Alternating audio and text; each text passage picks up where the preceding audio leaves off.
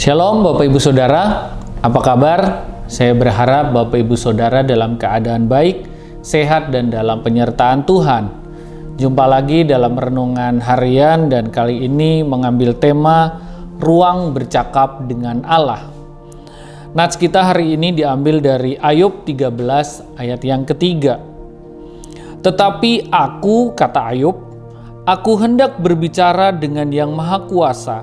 Aku ingin membela perkaraku di hadapan Allah. Ayat ini muncul ketika Ayub sedang dalam masa yang menderita. Bagaimana tidak menderita karena dia kehilangan semua yang dia miliki, harta bendanya, anak-anaknya, bahkan istrinya pun menyuruh dia mengutuki Allah. Dan bukan hanya itu, Ayub juga mengalami penderitaan karena penyakit yang harus dia derita. Dalam masa penderitaan ini ada sebuah ayat yang menarik yang tadi kita sudah baca bahwa Ayub berkata kepada teman-temannya, kepada sahabatnya, tetapi aku hendak berbicara dengan Yang Maha Kuasa. Aku ingin membela perkaraku di hadapan Allah.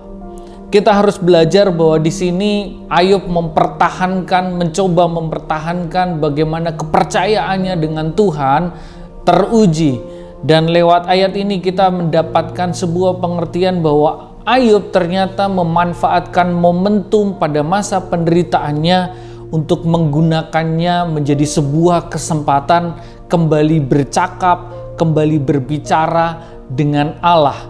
Ada begitu banyak orang yang dalam masa penderitaan bukan mengambil kesempatan untuk mendekatkan diri kepada Allah, bercakap-cakap, berkomunikasi, membangun hubungan dengan Allah.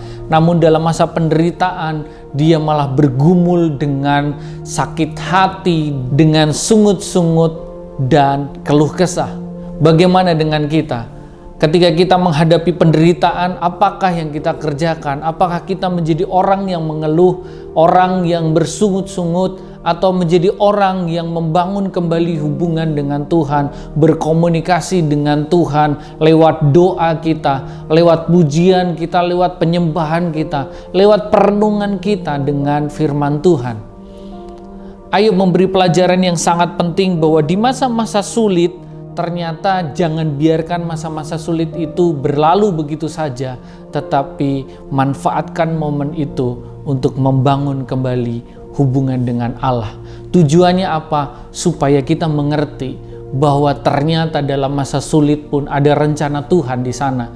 Dalam masa susah pun ada rencana Tuhan di sana. Dalam masa penderitaan sekalipun ternyata ada rencana Tuhan yang harus kita genapi di sana. Kita akan mengerti kehendaknya, kita akan tahu rencananya dengan bergaul intim, membangun hubungan, membangun komunikasi dengan Tuhan. Dan Tuhan pasti akan memberi kekuatan kepada kita untuk mengerjakan rencana Allah tersebut. Tuhan Yesus memberkati.